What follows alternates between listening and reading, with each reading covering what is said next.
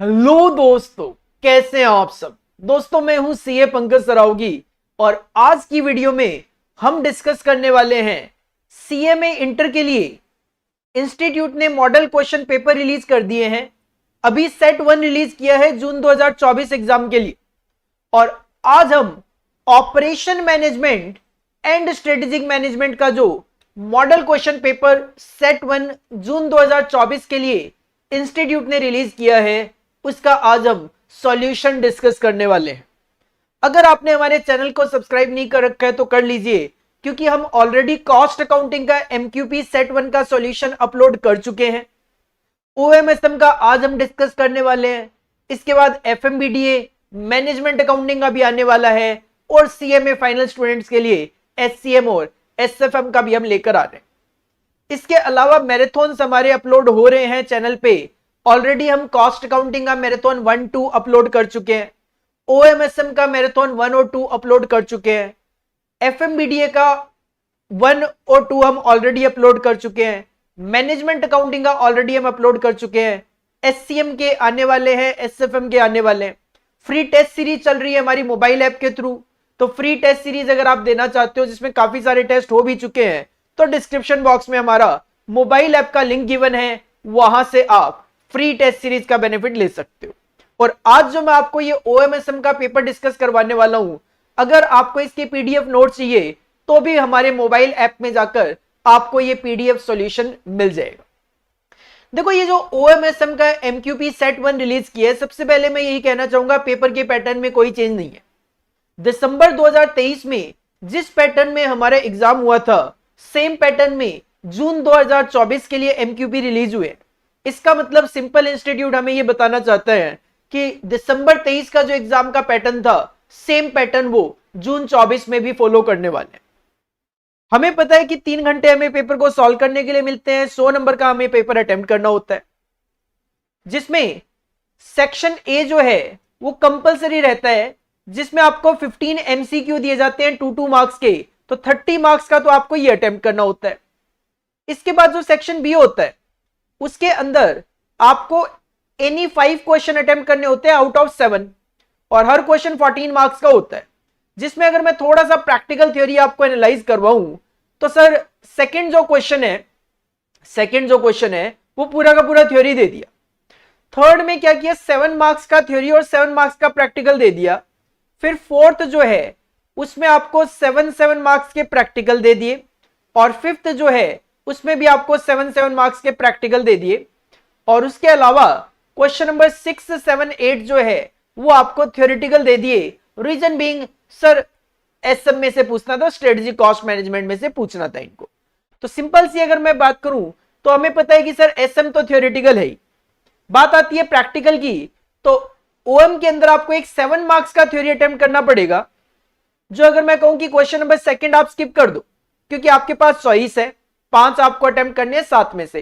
Question number 2 आप skip कर दो, क्वेश्चन नंबर 3 आप अटेम्प्ट करते हो तो सर 7 मार्क्स का मुझे थ्योरी अटेम्प्ट करना पड़ेगा, बाकी 7 मार्क्स का प्रैक्टिकल हो जाएगा। क्वेश्चन नंबर 4 पूरा प्रैक्टिकल मिल जाएगा 14 का और क्वेश्चन नंबर 5 भी पूरा प्रैक्टिकल मिल जाएगा 14 मार्क्स का। एसएम में देखो आपको 2 क्वेश्चन इनमें से कोई भी अटेम्प्ट करने हैं, जो कि आप थ्योरी ही अटेम्प्ट करोगे क्योंकि एसएम तो है ही पूरा का पूरा थ्योरेटिकल बेस। चलो स्टार्ट करेंगे क्वेश्चन नंबर 1 से। Section A compulsory, question number 1 15 MCQ. Question number 1, choose the correct option. Point number 1, A department store has 1 store keeper, एक स्टोर कीपर है, and the average number of customers handled by the store keeper is 30 per hour. ये जो shopkeeper है वो 1 घंटे में 30 customer को handle कर लेते हैं, मतलब 30 कस्टमर को सर्विस दे देते हैं। तो this is your service rate. Service rate को आप कुछ इस तरीके से सिंबल से इंडिकेट करते हो। If the customer arrive at the store at a mean of 25 per our, 1 घंटे में 25 कस्टमर ऑन एन एवरेज जो है वो अराइवल होता है। अराइवल को इंडिकेट किया जाता है कुछ इस तरीके के सिंबल लैम्बडा से। What will be the average number of customers in the system. Sir average number of customer in the system, LS calculate करके देना आपको। और सर एलएस कैलकुलेट करने का फॉर्मूला होता है लैम्बडा अपॉन में सर्विस रेट माइनस में अराइवल रेट। लैम्बडा मतलब arrival rate. Sir as per question arrival rate है 25 का, और सर्विस रेट है 30 का, तो 25 डिवाइडेड बाई 30 माइनस 25, 5 कस्टमर आ जाएगा, तो that will be answer, C will be your correct answer, C will be your correct answer, lambda that is arrival rate upon में सर्विस रेट माइनस में arrival rate. Second, which one of the following standard is associated with the quality assurance in final inspection test? Sir final inspection test का quality assurance का कौन सा standard होता है? तो that is ISO 9003। मैंने यहाँ पे साथ के साथ आपको एक पीपीटी बनाया मैंने, जिसका पीडीएफ आपको चाहिए तो मैंने जैसा कि बोला, आप हमारा मोबाइल ऐप डाउनलोड कर लीजिए, उसमें स्टोर सेक्शन में जाइए, आपको वहां पे MQP जून 2024 का एक फोल्डर दिख जाएगा, उसमें जितने भी हम MQP डाल रहे हैं यहाँ पे, उन सभी के क्वेश्चन पेपर और सॉल्यूशन दोनों आपको हमारी ऐप के ऊपर मिल जाएंगे, आप डाउनलोड वहां से कर सकते हो। तो ये मैंने यहाँ पे लिख दिया है जो मैं यहाँ पे आपको आंसर बता रहा हूं। Point number 3, business process reengineering BPR is eliminating loss making process, redesigning operational process, redesigning the product and services, या recruiting the process engineering. Sir इसका काम होता है रीडिजाइनिंग, और किसका? ऑपरेशन का, तो B will be your correct answer, B will be your correct answer, business process reengineering is redesigning operational process. Next, fourth, forecasting the weather is an example of narrow AI, general AI या human level, super AI या फिर deep learning? Sir forecasting the weather is nothing, it is a narrow AI, artificial intelligence. Point number 5, Z chart is a chart used in program control, job control, cost control या quality control? Sir Z chart use किया जाता है program control में। तो अभी तक 5 जो MCQ आए उसमें 4 थ्योरी है, 1 प्रैक्टिकल है। Next, 6th, the starting point of production cycle is, जो प्रोडक्शन साइकिल होता है उसका स्टार्टिंग फेज क्या होता है? Product design, production planning, routing या मार्केट रिसर्च? सर सबसे पहले तो मार्केट रिसर्च करनी पड़ेगी, उसके बाद आप कहीं ना कहीं प्रोडक्शन प्लानिंग, डिजाइनिंग वगैरह करोगे।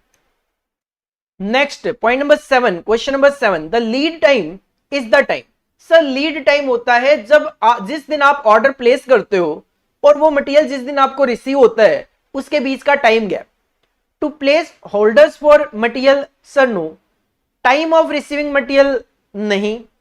Time between receipt of material and using material, sir using से कोई मतलब नहीं होता। Time between placing the order and receiving the material, D will be your correct answer. अगर आप कहते हो सर हमने 16 अप्रैल को ऑर्डर प्लेस किया, 20 को रिसीव हुआ, तो 4 दिन का जो गैप है that is known as lead time. ये तो आप कॉस्टिंग में भी पढ़ते हो। 8th point, the type of production control which is typically found where a particular bottleneck machine exists in the process of manufacturing is block control, load control, flow या फिर batch? Sir, this is load control. The type of production control which is typically found where a particular bottleneck machine exists in the process of manufacturing is load control. क्योंकि bottleneck है, capacity limited है, तो अपने को जो load है उसको control करना पड़ता है। Next, 9th, which one of the following is not the advantage of preventive maintenance? अगर आप प्रिवेंटिव मेंटेनेंस करते हो तो आपको काफी सारे फायदे होते हैं, तो कहते हैं इनमें से कौन सा फायदा नहीं है? Sir better product quality. Of course अगर आप प्रिवेंटिव मेंटेनेंस करोगे प्रोडक्ट की क्वालिटी बेटर होती है। Greater safety of worker, sir बिल्कुल सेफ्टी ऑफ वर्कर भी बढ़ती है। Increase breakdown and down time, अगर मैं प्रिवेंटिव मेंटेनेंस कराऊंगा तो क्या मशीन ज्यादा खराब होगी? Answer is no sir, machine कम खराब होगी। और fewer large scale repair, of course अगर आप प्रिवेंटिव मेंटेनेंस कराओगे तो आपको रिपेयरिंग की कम जरूरत पड़ेगी, तो आपका सी आंसर होगा। सर प्रिवेंटिव मेंटेनेंस का एडवांटेज कौन सा नहीं है? सर सी तो एडवांटेज है ही नहीं। Next, 10th, A limited a large scale industry manufacture product के ऑफ 24 यूनिट्स पर शिफ्ट ऑफ 8 आवर्स। सर 8 घंटे में 24 यूनिट आप बना रहे हो। The standard time per unit is 15 minutes.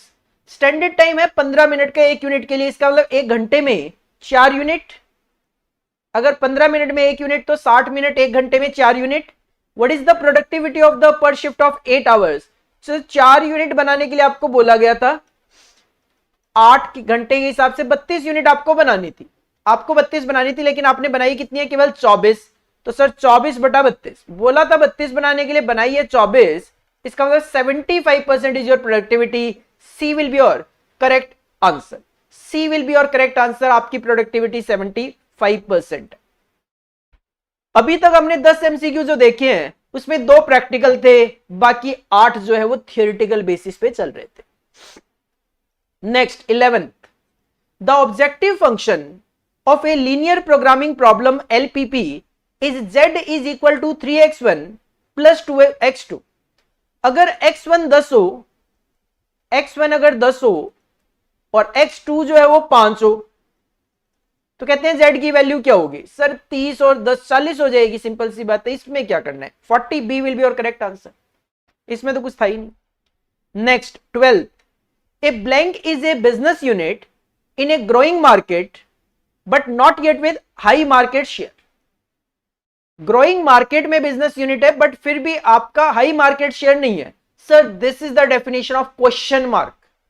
This is the definition of question mark कि इतने बड़े मार्केट में होते हुए भी हाई मार्केट शेयर आपका नहीं है। C will be your correct answer. Next 13th, the test is a catch all category indicating that the structure must be fit legal stakeholder trade union और similar constraints. Sir this is feasibility test. A will be your correct answer. Next 14, blank is similar to referral programs, influencer marketing, affiliate marketing. B will be your correct answer. Sir affiliate marketing is similar to referral programs, क्योंकि affiliate में भी क्या होता है, एक कोई person हमारे लिए मार्केटिंग कर रहा होता है तो रेफर कर रहा होता है हमें कोई। और last one is 15th is what describe the categories of activities within and around an organization which together create a product or service. Sir value chain describe the categories of activities within and around an organization which together create a product or service. तो इस तरीके से ये 15 MCQ दिए गए आपको, जिसमें से 3 आपको प्रैक्टिकल देखने को मिले, बाकी जो 12 थे वो थियोरिटिकल थे। सर इसका मतलब सिंपल मैं कहूंगा, जो आपका सेक्शन ए कंपलसरी है ओएमएसएम का, इसमें थियोरी जो है वो प्रैक्टिकल को डोमिनेट कर रही है। 30 में से 24 मार्क्स का थ्योरी पार्ट और 6 मार्क्स का प्रैक्टिकल पार्ट। बट आपको टेंशन लेने की बिल्कुल जरूरत नहीं है। हमने आपको ओएमएसएम में एमसीक्यू क्वेश्चन अलग से करवाए हुए भी हैं। साथ में अगर मैं बात करूं, हमारे notes theoretical point of view से काफी ज्यादा अच्छे हैं। जो बच्चे रजिस्टर्ड है हमसे पढ़ रहे हैं उन्होंने देखा होगा कि हमने कोई भी चीज आपको पैराग्राफ फॉर्मेट में नहीं कराई। हर चीज आपको हमने सेंटेंस फॉर्म में, बुलेट फॉर्म में करवाई है, छोटे छोटे पॉइंट्स बनवा के करवाई है। उसका बेनिफिट यही है कि आप इजीली इन एमसीक्यू क्वेश्चन को उसके बेसिस पे सॉल्व कर सकते हो। तो सबसे पहले तो ये 30 मार्क्स के लिए आपको 15 एमसीक्यू अटेम्प्ट करने थे, जो हमने कर दिए। इसके बाद जो सेक्शन बी है वो कहता है 5 क्वेश्चन अटेम्प्ट कर दो आउट ऑफ 7। 2 क्वेश्चन आप पूरे के पूरे छोड़ सकते हो, जिसमें मैं यही कहूंगा, एक आप क्वेश्चन नंबर 2 छोड़ देना एग्जाम पॉइंट ऑफ व्यू से बात करूं तो, क्योंकि थ्योरी है। एक जो एसएम में थ्योरी क्वेश्चन है 3 में से 2 अटेम्प्ट करो, एक आप छोड़ दो।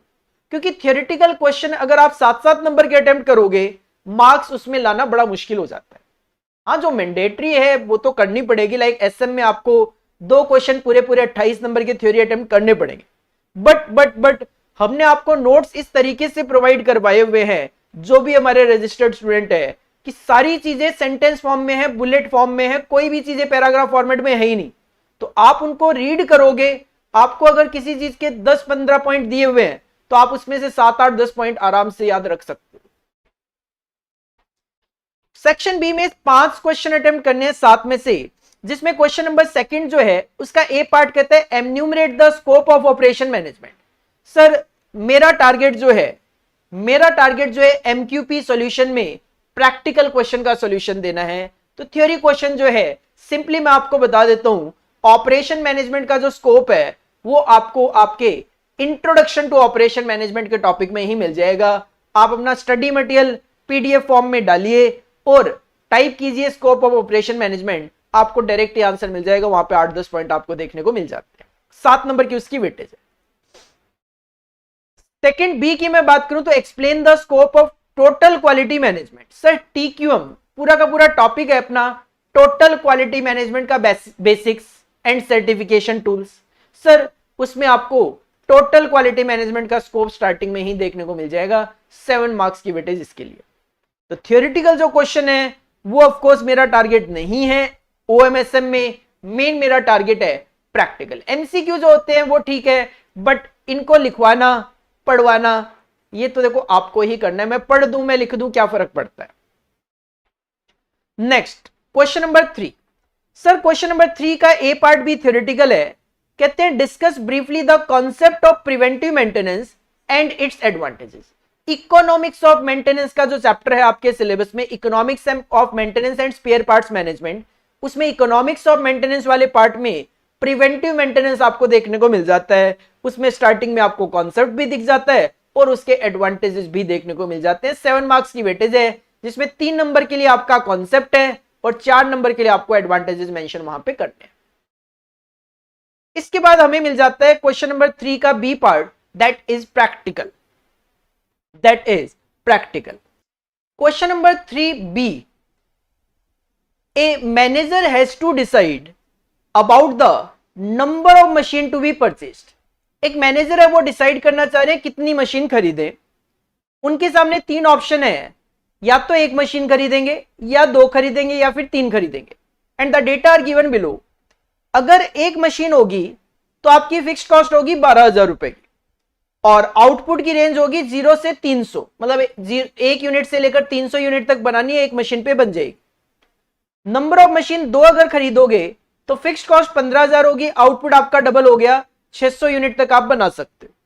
और 3 मशीन खरीदोगे तो 21,000 रुपए आपकी फिक्स्ड कॉस्ट होगी और 300 यूनिट और बना पाओगे तो 900 यूनिट तक आप बना सकते हो। वेरिएबल कॉस्ट जो है दैट इज 20 पर यूनिट और रेवेन्यू जो है वो है 50 रुपए पर यूनिट का। क्वेश्चन की पहली डिमांड बड़ी सिंपल है, what is break even point for each range. ये जो हर एक रेंज आपको बताई है, हर एक रेंज के लिए अपने को ब्रेक इवन पॉइंट कैलकुलेट करके देना है। सर हेडिंग पुट करेंगे आंसर नंबर 3A और सबसे पहले हम कैलकुलेट करके देंगे break even point. Point number 1 में आपको ब्रेक इवन पॉइंट कैलकुलेट करके देना है। ब्रेक इवन पॉइंट का सिंपल फॉर्मूला होता है total fixed cost divided by contribution per unit. अगर आप 1 मशीन खरीदोगे, 2 खरीदोगे या 3 खरीदोगे तो आपकी फिक्स्ड कॉस्ट अलग अलग है। फिक्स्ड कॉस्ट होगी 12,000, 15,000 और 21,000। 12,000, 15,000 और 21,000 ये आपकी फिक्स्ड कॉस्ट होगी। कंट्रीब्यूशन पर यूनिट होता है selling price minus variable cost per unit. Sir contribution is 50 and variable cost is 20, तो it means 30 rupees per unit जो है वो आपका कंट्रीब्यूशन पर यूनिट रहने वाला है हर एक केस में। तो पहले केस में अगर मैं बात करूं तो सर 400 यूनिट पे आप ब्रेक इवन अचीव करोगे, जबकि इसका आउटपुट जो है वो 300 यूनिट का ही है, तो ब्रेक इवन क्या ही अचीव करोगे। अगर आप 2 मशीनों के लिए जाते हो तो फिर 500 यूनिट पे आप ब्रेक इवन अचीव कर लोगे। हाँ सर इस सिचुएशन में 500 यूनिट ब्रेक इवन अचीव हो जाएगा, कुछ फायदा भी हो जाएगा। तीसरे केस में आप बात करोगे तो 700 यूनिट्स के केस में आप ब्रेक इवन अचीव कर लोगे। हाँ इसमें भी ठीक है। तो सेकंड पॉइंट जो है उसमें अगर मैं बात करूं तो कहते हैं if projected demand is between 600 and 650 unit. अगर आपकी प्रोजेक्टेड डिमांड 600 और 650 के बीच में हो तो how many machine should the manager purchase. तो देखो सिंपल सी बात है, 1 मशीन के लिए तो जाना कोई फायदेमंद ही नहीं है क्योंकि ब्रेक इवन ही अचीव नहीं होगा और वैसे भी वो आपको 600 यूनिट बना के ही नहीं देने वाला। ब्रेक इवन ही अचीव नहीं होगा, लॉसेज होंगे, तो एक तो भूल ही जाओ। 2 मशीनों की मैं बात करूं, अगर 600 की डिमांड होगी तो 2 मशीनों पे आप अचीव कर सकते हो, कोई दिक्कत नहीं है। और अगर 3 मशीनों की मैं बात करूं तो सर 650 यूनिट भी आप 3 मशीनों पे बना सकते हो। लेकिन देखो 2 मशीन लेता हूं तो 600 यूनिट बना पाऊंगा, मतलब ये तो अचीव कर पाऊंगा। 50 यूनिट को लेकर दिक्कत है। लेकिन अगर मैं केवल और केवल 50 यूनिट के लिए तीसरी मशीन खरीदूं तो सोचो कि 50 यूनिट जो मैं बनाऊंगा एक्स्ट्रा उस पे मैं कितना कमाऊंगा, 30 रुपए कमाऊंगा, मतलब 1500 रुपए कमा लूंगा।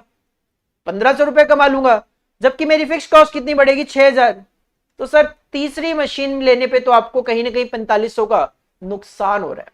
और वैसे भी आप एनालाइज कर सकते थे कि सर 3 मशीनें जो है उसमें 700 यूनिट का ब्रेक इवन है, जबकि आप कह रहे हो 650 ही डिमांड है। तो कहीं ना कहीं पहली मशीन, एक मशीन से तो काम इसलिए नहीं चलेगा क्योंकि ब्रेक इवन अचीव नहीं होगा। 3 मशीनों का भी तो ब्रेक इवन 700 है, तो सर 3 मशीनों पे आप 650 यूनिट बना के क्या करोगे, ब्रेक इवन अभी भी अचीव नहीं है। केवल और केवल 2 मशीनों वाला जो टारगेट है वो आपके लिए बेस्ट है। क्यों? क्योंकि सर इसका ब्रेक इवन है 500 यूनिट का। 500 यूनिट बनाऊंगा तब तक ब्रेक इवन अचीव करूंगा, उसके बाद 100 यूनिट और बनाऊंगा, उस पे फायदा। 50 यूनिट ना ही बनाओ तो ऑर्गेनाइजेशन के लिए अच्छा है। तो फाइनल आंसर ये है, ऑर्गेनाइजेशन को 2 मशीन खरीदनी चाहिए, जिसके लिए आपको सिंपली क्या लिखना है, सर 1 मशीन खरीदूंगा, आउटपुट 300 आएगा, ब्रेक इवन 400 है, लॉसेस।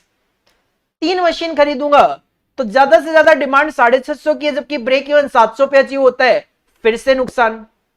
2 मशीनों के केस में 500 ब्रेक इवन है, 600 बेच लूंगा तो फायदा।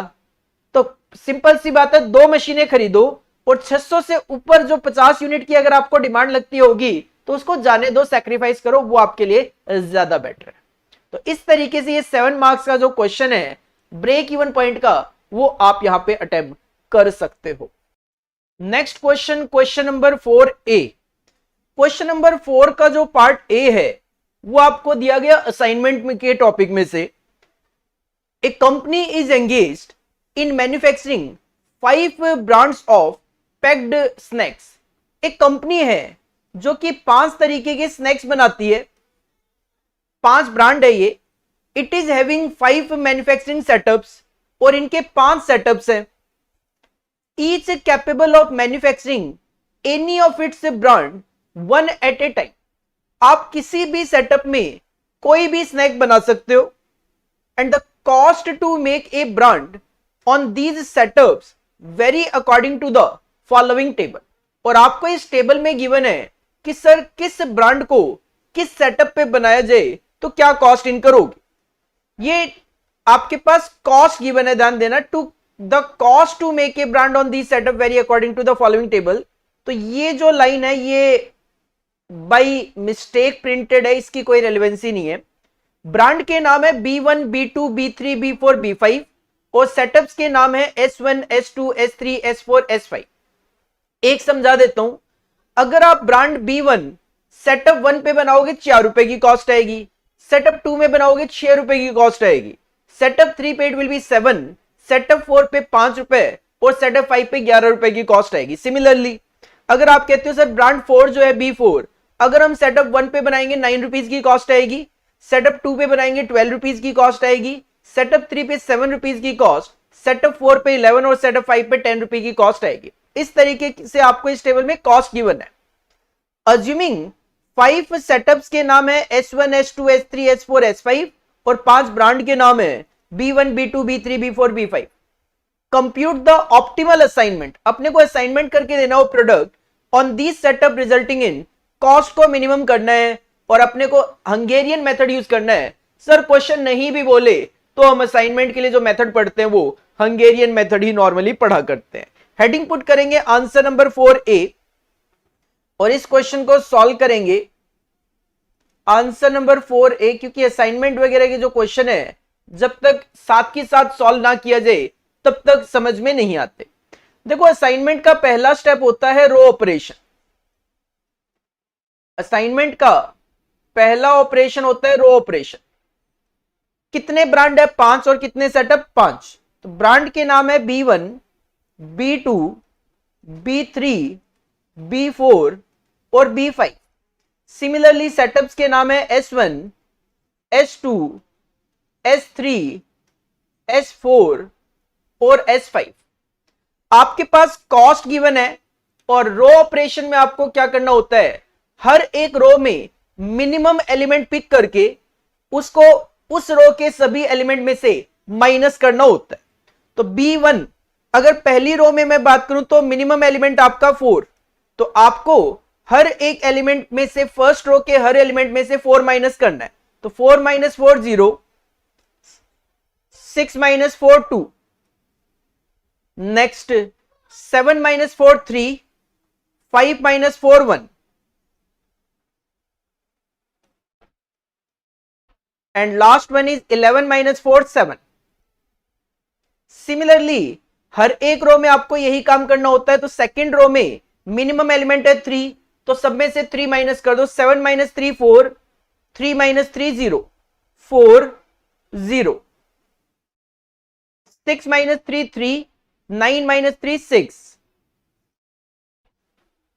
3 6, और लास्ट आपका 5 माइनस 3 2 2।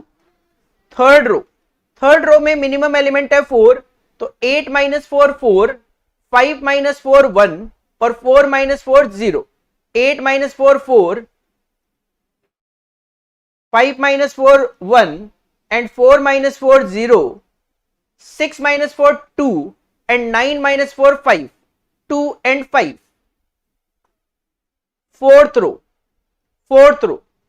फोर्थ रो में मिनिमम एलिमेंट आपका 7, तो 9 माइनस 7 2, 12 माइनस 7 5, 7 माइनस 7 0, तो 9 minus 7 2, 2 5 0, 2 5 0, 11 minus 7 4, and 10 minus 7 3, 4 and 3, 4 and 3, और लास्ट रो में मिनिमम एलिमेंट आपका 5, तो 7 minus 5 2, 5 minus 5 0, 2 0, 9 minus 5 4, 9 minus 5 4, 8 minus 5 3, और 11 minus 5 6, 3 and 6। सर ये आपका रो ऑपरेशन हो गया। रो ऑपरेशन के बाद हम करते हैं कॉलम ऑपरेशन। रो ऑपरेशन के बाद आपका सेकंड स्टेप होता है कॉलम ऑपरेशन। 5 ब्रांड है आपके B1, B2, B3, B4 and B5, और 5 सेटअप आपके S1, S2, S3, S4 and S5। Column operation के लिए आपने क्या करना होता है, हर एक कॉलम में से मिनिमम पिक करना होता है। आप देखोगे पहले, दूसरे और तीसरे कॉलम में तो मिनिमम 0 है, और अगर किसी कॉलम में 0 है तो आप किसी भी फिगर में से 0 माइनस करोगे, सेम फिगर आ जाएगी। तो फर्स्ट, सेकंड और थर्ड कॉलम आप कॉपी कर सकते हो। 0 4 4 2 2, 0 4 4 2 2। Second column 2 0 1 5 0, 2 0 1 5 0। Third 3 3 0 0 4, 3 3 0 0 4। Fourth step में सर मिनिमम है 1, तो अपने को फोर्थ कॉलम में सब में से 1 माइनस करना है। तो 1 minus 1 0, 6 minus 1 5, 2 minus 1 1, 4 minus 1 3, and 3 minus 1 2। Similarly last column में मिनिमम है 2, तो 7 minus 2 5, 2 minus 2 0, 5 minus 2 3, 3 minus 2 1, and finally 6 minus 2 it will be 4। Sir column operation हो गया। कॉलम ऑपरेशन के बाद आप ऑप्टिमलिटी चेक करते हो। ऑप्टिमलिटी चेक करने के लिए हम क्या करते हैं, हम minimum number of lines draw करके सारे के सारे जीरो कवर करने की कोशिश करते हैं, और इसके लिए सबसे ज्यादा जीरो जिस रो या कॉलम में है सबसे पहले उसको क्रॉस कर दिया जाता है। पहली रो में 2 जीरो है, सेकंड रो में भी 2 जीरो है, थर्ड में 1, फोर्थ में 1, फिफ्थ में 1। कॉलम वाइज देखूं तो पहले कॉलम में 1, सेकंड कॉलम में 2, थर्ड कॉलम में 2, फोर्थ कॉलम में 1, फिफ्थ कॉलम में 1। मतलब मैक्सिमम टू मैक्सिमम 2 जीरो है, भले ही आप रो वाइज देखो या कॉलम वाइज। तो सर सबसे पहले मैंने फर्स्ट रो क्रॉस कर दी क्योंकि इसमें 2 जीरो है। और कोई 2 जीरो की रो हो, सर सेकंड है, इसमें भी 2 जीरो है, ये भी आप क्रॉस कर सकते हो। इसके बाद कोई रो तो है नहीं जिसमें 2 जीरो है, बट कॉलम दिखाई दे रहा है मुझे S3 जिसमें 2 जीरो है, तो ये भी आप क्रॉस कर सकते हो। अब आप देखोगे केवल 1 जीरो बचा है, तो आप किसी भी तरीके से इसको लाइन ड्रॉ कर सकते हो, भले ही कॉलम वाइज करो भले ही रो वाइज। हुआ क्या, 4 लाइन ड्रॉ हुई और सारे के सारे जीरो कवर हो गए। लेकिन कंडीशन ये होती है कि हम असाइनमेंट केवल और केवल तब कर पाते हैं जब ये नंबर ऑफ लाइंस जो है वो इक्वल टू ये असाइनमेंट हो। यहां पे 5 ब्रांड और 5 सेटअप है, तो लाइंस भी 5 ड्रॉ होनी चाहिए। तो इसका मतलब अभी असाइनमेंट पॉसिबल नहीं है। अगर असाइनमेंट पॉसिबल नहीं है तो आप नेक्स्ट स्टेप में जाओ, थर्ड स्टेप कह सकते हो आप, फोर्थ स्टेप कह सकते हो। हमें इंप्रूवमेंट करना पड़ेगा। हमारे पास ये जो मैट्रिक्स है इसमें हमें इंप्रूवमेंट करना होता है। 5 ब्रांड है B1 B2 B3 B4 B5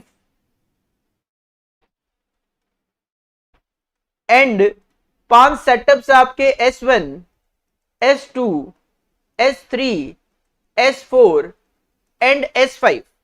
sir improvement करने के लिए हमें क्या करना होता है, ये जो अनकवर्ड एलिमेंट है इसमें से सबसे मिनिमम फिगर, सर सबसे मिनिमम फिगर 1 है। अब हमें क्या करना होता है, जो जो अनकवर्ड एलिमेंट है उसमें से 1 माइनस करना है, जहां जहां इंटरसेक्शन है वहां वहां इसको प्लस करना होता है, बाकी एलिमेंट एज इट इज रह जाएंगे। सबसे पहला एलिमेंट जो है ना तो अनकवर्ड है ना इंटरसेक्शन है, तो 0 आपका 0 ही रह जाएगा। नेक्स्ट ये दोनों इंटरसेक्शन है तो इस पे दोनों पे 1 ऐड कर लो, तो ये हो जाएगा 2 + 1 3, ये हो जाएगा 3 + 1 4, 3 एंड 4। नेक्स्ट दो एलिमेंट जो है 0 और 5 एज इट इज, क्योंकि ना तो ये इंटरसेक्शन है ना अनकवर्ड है। नेक्स्ट 4 एज इट इज, ना इंटरसेक्शन है ना अनकवर्ड है।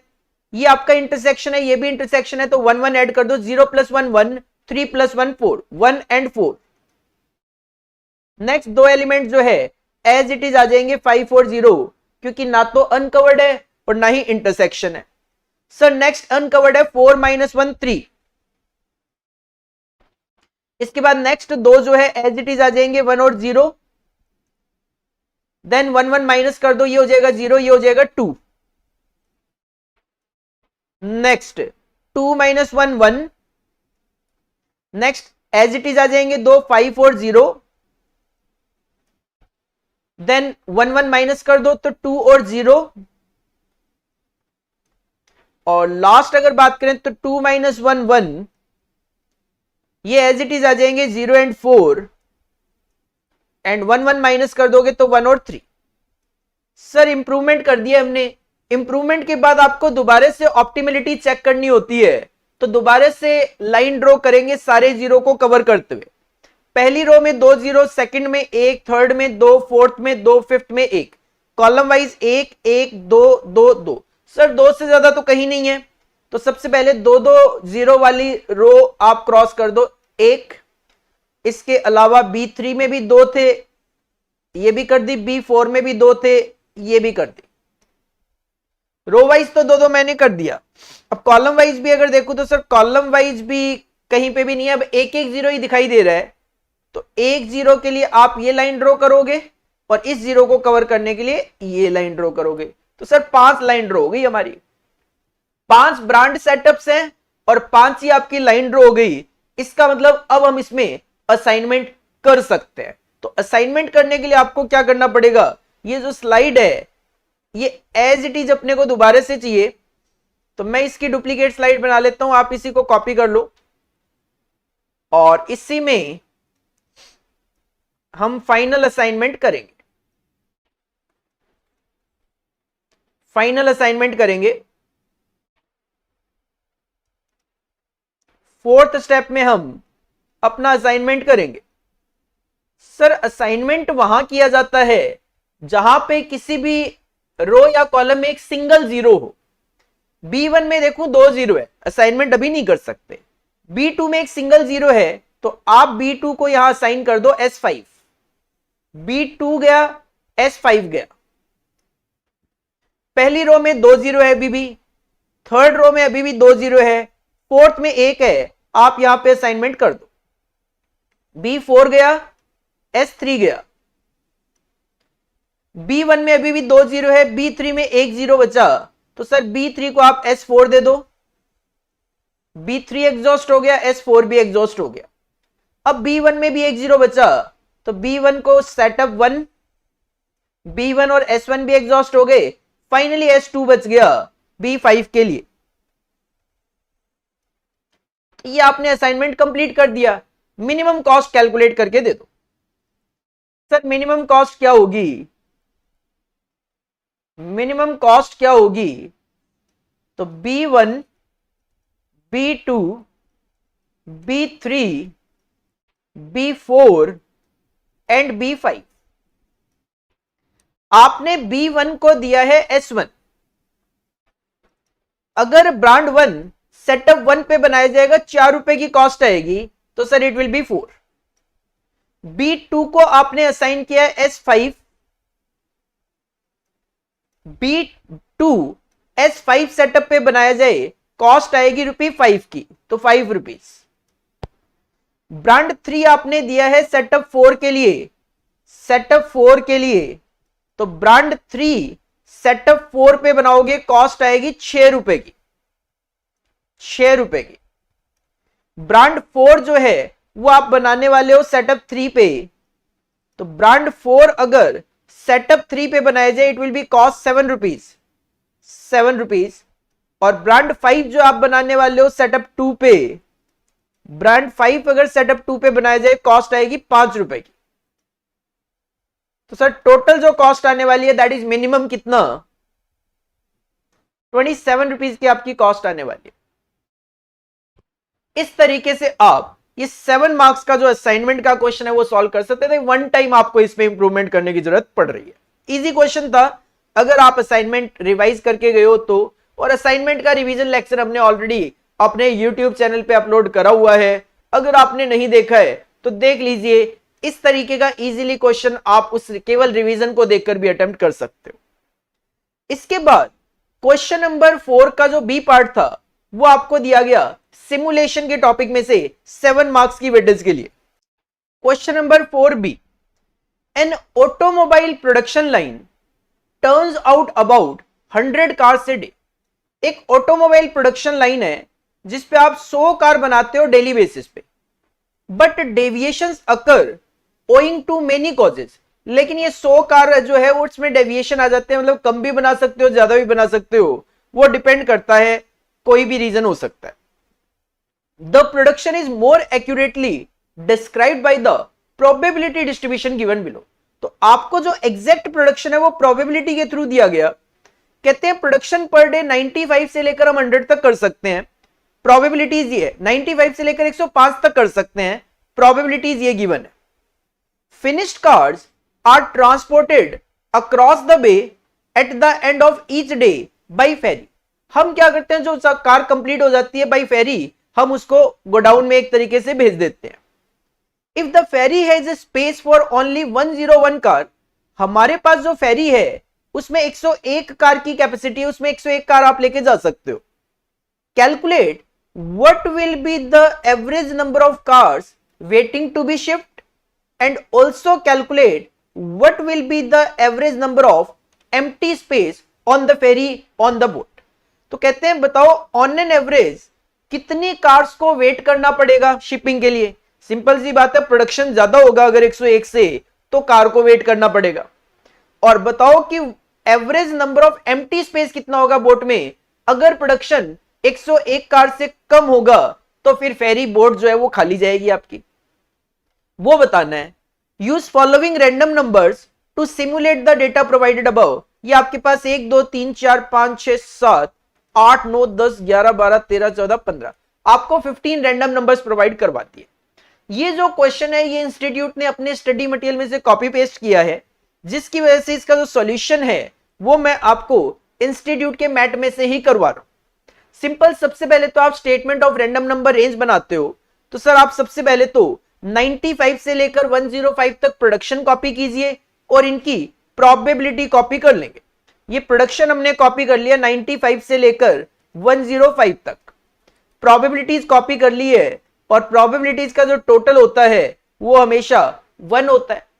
रैंडम नंबर रेंज बनाने के लिए आपको प्रोबेबिलिटी को क्यूमुलेट करना पड़ेगा, तो 0.03 प्लस 0.05 0.08, पहला तो 0.03 रहेगा ही, plus 0.07.15 plus 0.10.25 plus 0.15.40 plus 0.20.60 plus 0.15.75 plus 0.1.85 plus 0.07.92 plus 0.05.97 plus 0.03 total बना जाएगा। रेंज जो बनाते हैं वो 100 से एक कम 99 तक बनाते हैं, तो 0 से 99, तो ये जो 3 है इससे एक कम पे रह जाओ 0 से 2, देन 3 से एक एक कम पे चलते जाओ 7, ये 15 है तो 14 पे रुक जाओ, 25 है 24 पे रुक जाओ, 40 है 39, 60 है 59 तक, 75 है 74, 85 है 84, 92 तो 91, 97 तो 96, 100 है तो 99। ये आपको रेंज मिल जाएगी और इस रैंडम नंबर रेंज को यूज करते हुए हम कैलकुलेट करेंगे ऑन एन एवरेज कितनी कार्स वेट करेगी और ऑन एन एवरेज कितना एम्प्टी स्पेस रहेगा बोर्ड के अंदर।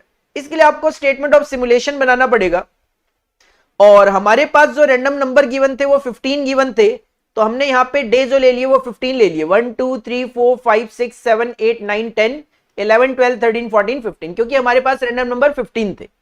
जो क्वेश्चन में रैंडम नंबर गिवन थे वो सीक्वेंशियली हमने कॉपी कर लिए, 20 63 46 16 45 41 44 66 87 26 78 40 29 92 21।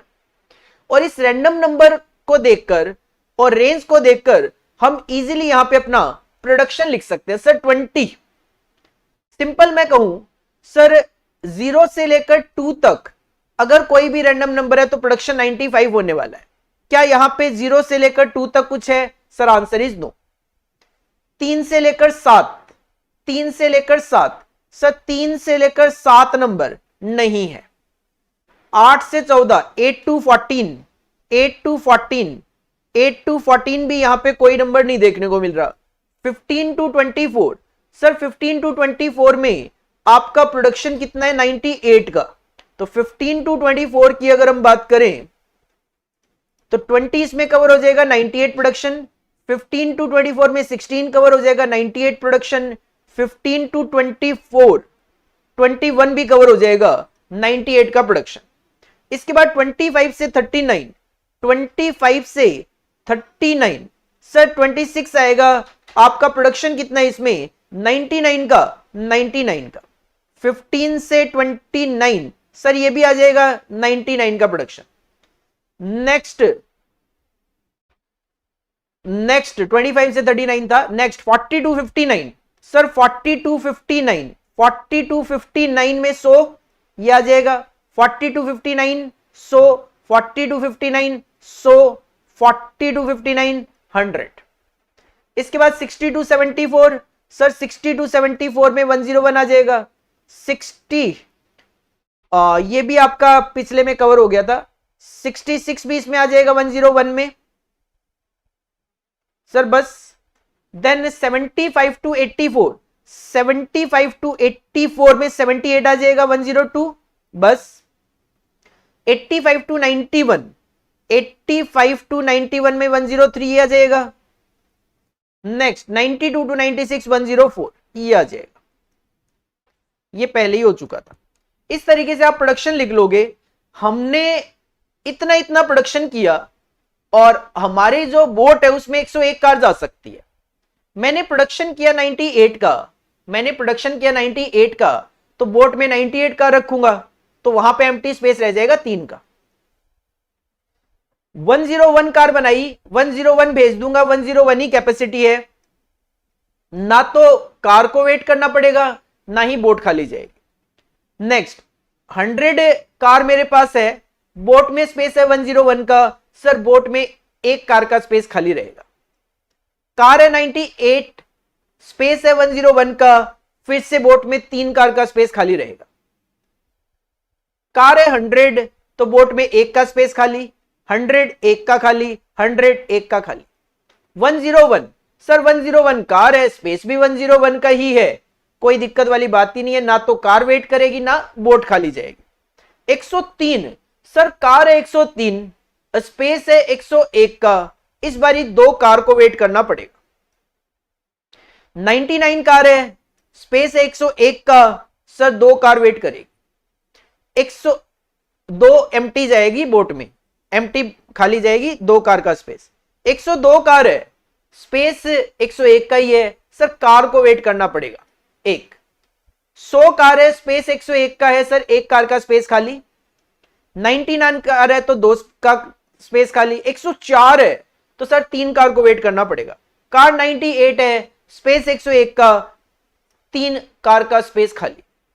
सिंपल आपको एवरेज करने के लिए क्या करना है, इनका टोटल कर लो। 2 3 3 6 टोटल आ रहा है। इधर 3 1 4 3 7 8 9 10 12 13 15 3 18। सर ये 15 के लिए तो 6 डिवाइड बाई 15 करोगे तो आपको पता चल जाएगा average number of car waiting to be shift और 18 डिवाइड बाई 15 करोगे आपको पता चल जाएगा average number of empty space in the boat. तो ये बड़ा सिंपल से एक क्वेश्चन आपके स्टडी मटेरियल में से कॉपी पेस्ट किया गया था, इंक्लूडिंग फिगर्स, रैंडम नंबर, सब कुछ। तो फिर हमें क्यों सॉल्यूशन उसका बनाना, क्योंकि ऑलरेडी हमने ये क्वेश्चंस काफी सारे अपनी क्लासेस में करे हुए हैं। पेट्रोल वाले, कार्स वाले, बेकरी वाले क्वेश्चन, बहुत सारे क्वेश्चन हम अपने क्लासेस में कर चुके हैं। तो मैं कहूंगा one of the easiest question from simulation 7 number की वेटेज के लिए। Next question, question number 5A। ये जो क्वेश्चन नंबर 5 का पार्ट ए आप देख रहे हो, ये गिवन आपको रिप्लेसमेंट में से, economics of maintenance and spare parts management में जो हम रिप्लेसमेंट के क्वेश्चन किया करते हैं उसमें से ये क्वेश्चन गिवन है 7 मार्क्स की वेटेज के लिए। K limited, an engineering firm is using a machine whose purchase price is ₹13,000। Company का नाम है के लिमिटेड, एक मशीन है जिसका परचेज प्राइस 13,000 रुपए। The installation charges amount to 3,700। हमें अकाउंटिंग के पॉइंट ऑफ व्यू से स्टार्टिंग से ही पता है कि सर इंस्टॉलेशन चार्जेस जो होते हैं वो मशीन की कॉस्ट में ही हमेशा ऐड हो जाते हैं। तो 13,000 प्लस 3,700, 16,700 रुपए एक तरीके से हमारी मशीन की कॉस्ट हो जाएगी। And the machine has a scrap value of only ₹1,400 because the firm has a monopoly of this type of work. और कहते हैं इस मशीन की जो स्क्रैप वैल्यू है वो लास्ट में जाकर आपको केवल और केवल 1,400 मिलने वाली है। The maintenance cost in various year as below. आपको फर्स्ट ईयर से लेकर 9th ईयर तक हर साल कितनी कितनी मेंटेनेंस कॉस्ट इनकर करनी पड़ेगी वो क्वेश्चन में गिवन है। और क्वेश्चन की 2 डिमांड है जो एक साथ ही सेटिस्फाई हो सकती है।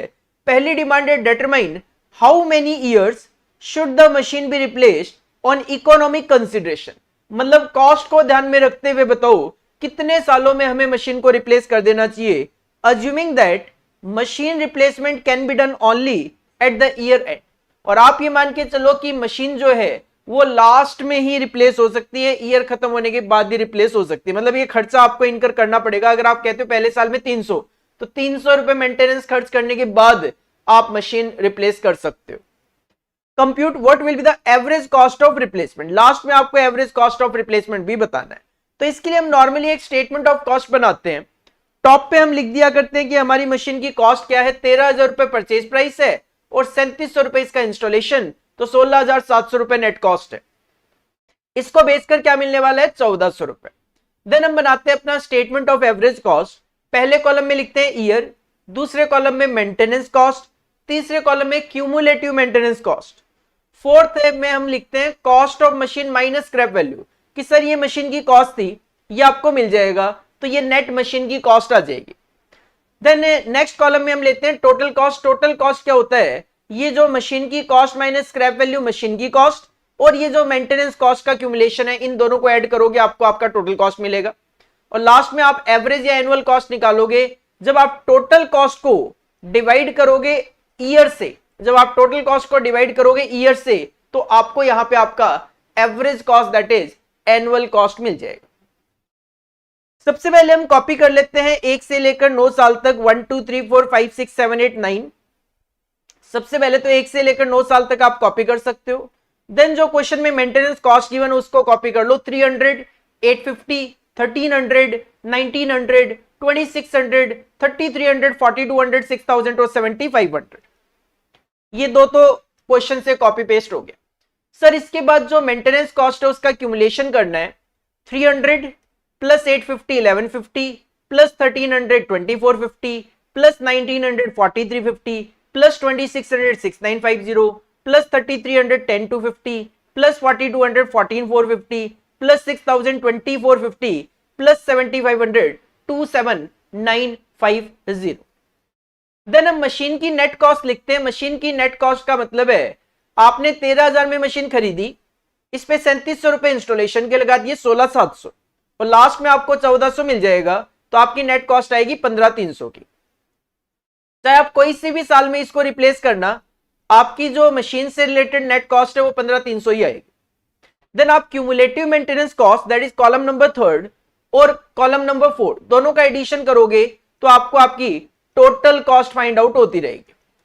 300 plus 15 300 15600, 1150 plus 15300 16450, 2450 plus 15300 17750, 4350 plus 15300 19650, 6950 plus 15300 22250, 10250 plus 15300 25550, 14450 plus 15300 29750, 20450 plus 15300 35750, 27950 plus 15300 it will be 43250।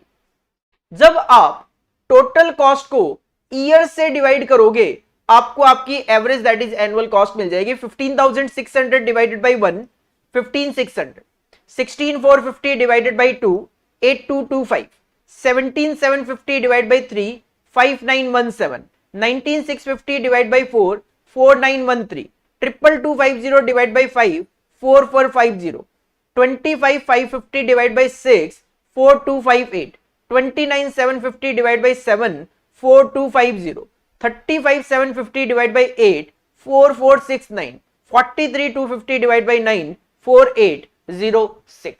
और आपको सिंपली क्या देखना है सर, कौन से ईयर में आपकी मिनिमम कॉस्ट है एवरेज।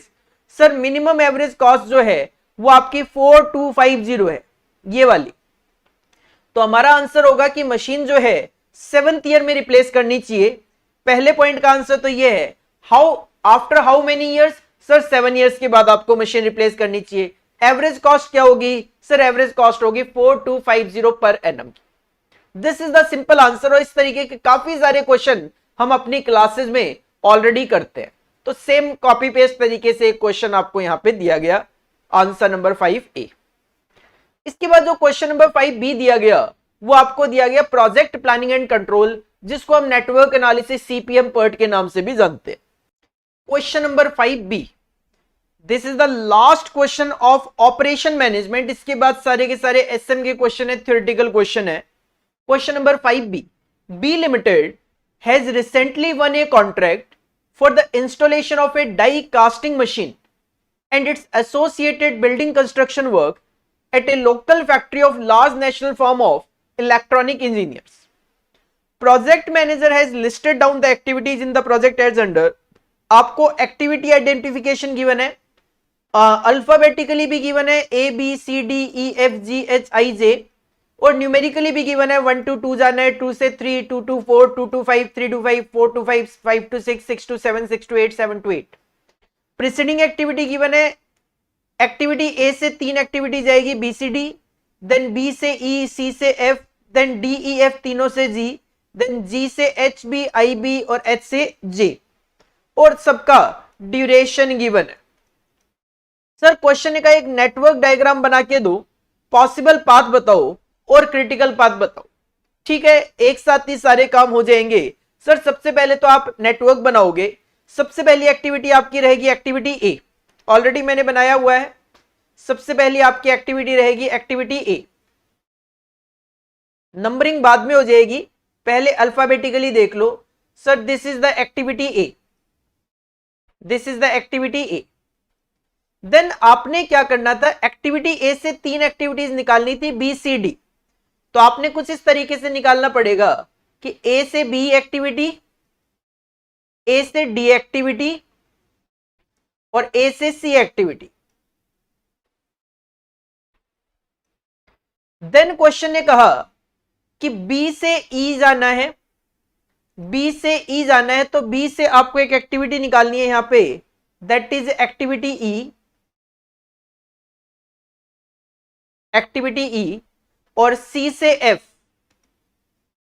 C से जो एक्टिविटी है वो आपने F निकालनी है। कुछ इस तरीके से ये मर्ज होना चाहिए, तभी और तभी क्या पॉसिबल हो पाएगा। नेक्स्ट जो है कहते हैं DEF से G निकालना है।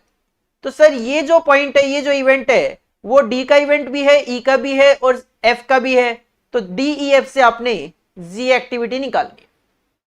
देन G से आपने H और I निकालने हैं, तो सर G से आपने H भी निकालना है और I भी निकालना है। I थोड़ा सा लेंदी डाल दिया, क्यों, क्योंकि जो लास्ट है वो कहता है H से आपने J भी निकालना है, तो यहां H से आप J एक्टिविटी बना दोगे। तो इस तरीके से आपका ये नेटवर्क कंप्लीट हो जाएगा। क्वेश्चन ने अल्फाबेट के साथ साथ न्यूमेरिकल भी आपको डेटा दिया था तो आप न्यूमेरिकली डेटा भी इवेंट के अंदर लिखते हो, तो ए जो एक्टिविटी है उसकी नंबरिंग हो जाएगी 1 to 2। सिमिलरली जो बी एक्टिविटी है उसकी नंबरिंग हो जाएगी 2 to 3, बी की हो जाएगी 2 to 3। देन जो एक्टिविटी सी है उसकी नंबरिंग हो जाएगी 2 to 4, सी की नंबरिंग हो जाएगी 2 to 4। इसके बाद डी की नंबरिंग हो जाएगी 2 to 5, sir 2 to 5। Then D के बाद ई का नंबरिंग हो जाएगी 3 to 5, ई की नंबरिंग हो जाएगी 3 to 5। देन एफ की नंबरिंग हो जाएगी 4 to 5, एफ की नंबरिंग हो जाएगी 4 to 5। एफ के बाद जी, जी की नंबरिंग हो जाएगी 5 to 6, जी की 5 to 6। देन एच, जी की 5 to 6, H 6 to 7, sir H 6 to 7। Then I की 6 to 8, I 6 to 8, I 6 to 8। और फाइनली जो है जे, दैट विल बी 7 to 8। इस तरीके से ये नंबरिंग हो जाएगी। और जो ड्यूरेशन गिवन है वो आप एक्टिविटीज के साथ लिख दीजिए। ए का नंबरिंग ड्यूरेशन है 1 days, 1 लिख दो। आई थिंक डे है, वीक है, डेज में ही है। बी 3 दिन, तो सर बी के साथ 3 दिन लिख दो। सी जो एक्टिविटी उसमें लगेंगे 15 दिन, सी के साथ 15 दिन अटैच कर दो। डी एक्टिविटी में लगेंगे आपका 1 दिन, सर डी के साथ 1 लिख दो। सिमिलरली ई में 10 दिन लगेंगे, एफ में 6 दिन, जी में 1 दिन, एच में 1 दिन, आई में 15 और जे में 2 दिन। तो इस तरीके से आप नेटवर्क डायग्राम तो बना लोगे। पाथ की मैं बात करूं तो पहला पाथ आप बना सकते हो सर 1 to 2, 2 से 3 चले जाओ, 3 से 5, 5 से 6, 6 से 7 और 7 से 8।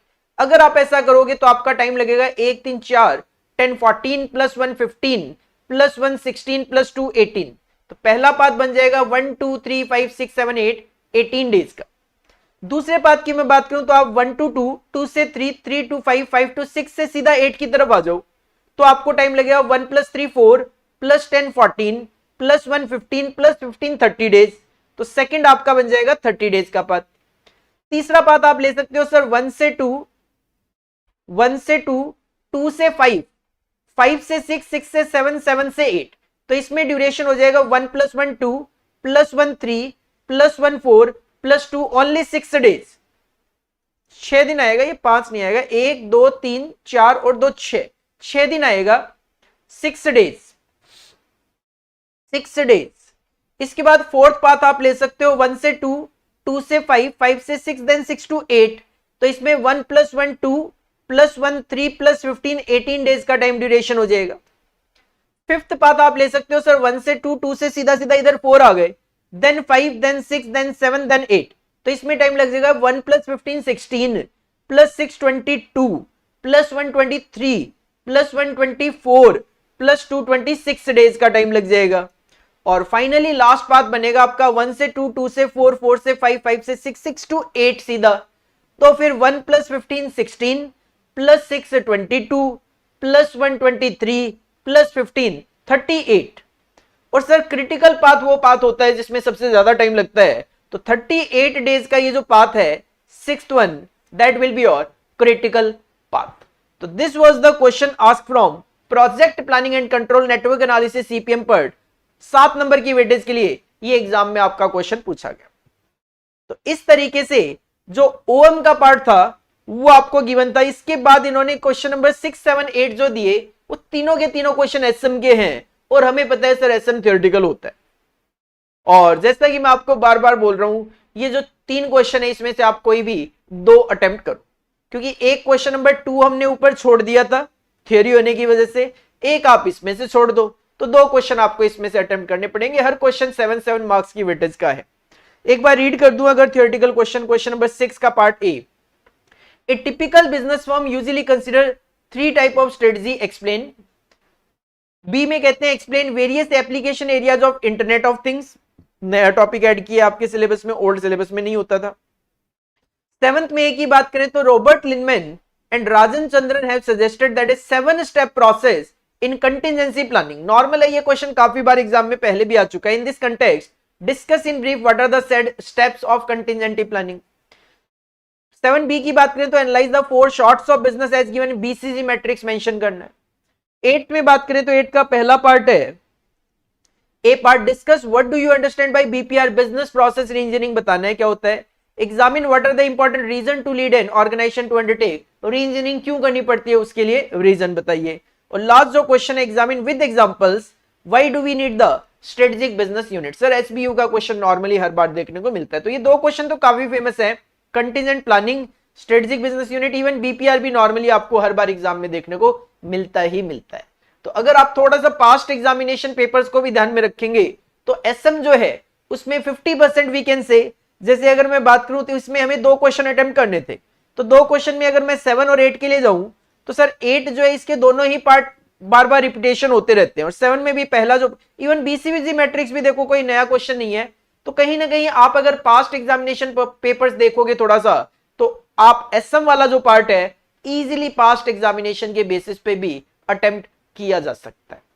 तो ये था आपका पूरा का पूरा operation management and strategic management का set number 1 mock question paper that was given for June 2024, जो कि जून 24 के लिए आईसीएमए इंस्टीट्यूट ने हमें प्रोवाइड कराया। तो आज हमने एक बार इसको डिटेल में डिस्कस किया है। वीडियो के लास्ट में यही कहना चाहूंगा, अगर आपने हमारे चैनल को अभी तक सब्सक्राइब नहीं किया है तो कर लीजिए, क्योंकि अभी भी अगर मैं बात करूं कॉस्ट अकाउंटिंग का मॉडल क्वेश्चन पेपर सेट 1 हम ऑलरेडी अपलोड कर चुके हैं अपने यूट्यूब चैनल पे। ओएमएसएम का आज है ये, इसके बाद अभी एफएमबीडी आना बाकी है सेट 1, मैनेजमेंट अकाउंटिंग सेट 1 आना बाकी है। इसके अलावा अभी इंस्टीट्यूट सेट 2 जो लेकर आएंगे वो भी हम आपके लिए सॉल्यूशन लेकर आएंगे। इसके अलावा कॉस्ट अकाउंटिंग का मैराथन पार्ट 1 पार्ट 2 हम ऑलरेडी अपलोड कर चुके हैं। ओएमएसएम मैराथन पार्ट 1 पार्ट 2 हम ऑलरेडी अपलोड कर चुके हैं। एफएमबीडीए पार्ट 1 पार्ट 2 हम ऑलरेडी अपलोड कर चुके हैं। मैनेजमेंट अकाउंटिंग का मैराथन हम ऑलरेडी अपलोड कर चुके हैं। फ्री टेस्ट सीरीज चल रही है हमारी मोबाइल ऐप के थ्रू, फ्री टेस्ट सीरीज चल रही है। डिस्क्रिप्शन बॉक्स में आपको मोबाइल ऐप का लिंक मिल जाएगा, क्योंकि मोबाइल ऐप पे ही फ्री टेस्ट सीरीज भी चल रही है। और जो मैंने आपके सामने ये सॉल्यूशन करे थे, अगर आपको इसका पीडीएफ चाहिए तो वो भी आप मोबाइल ऐप पे जाकर डायरेक्ट वहां से डाउनलोड कर सकते हो। मोबाइल और ऐप के स्टोर सेक्शन में जाना है। स्टोर सेक्शन में काफी सारे कोर्सेज होते हैं, जिसमें टेस्ट सीरीज फ्री रखी हुई है हमने, एंड ये जो मॉडल क्वेश्चन पेपर के पीडीएफ से हैं ये भी फ्री रखे हुए हैं। बाकी अगर आपको कोई वीडियो क्लासेस वगैरह चाहिए तो वो भी आप वहां से बाई कर सकते हो। और अगर वीडियो अच्छा लगा हो लाइक कर दीजिए, अपने दोस्तों के साथ शेयर करना बिल्कुल मत भूलिए। Thank you, bye bye.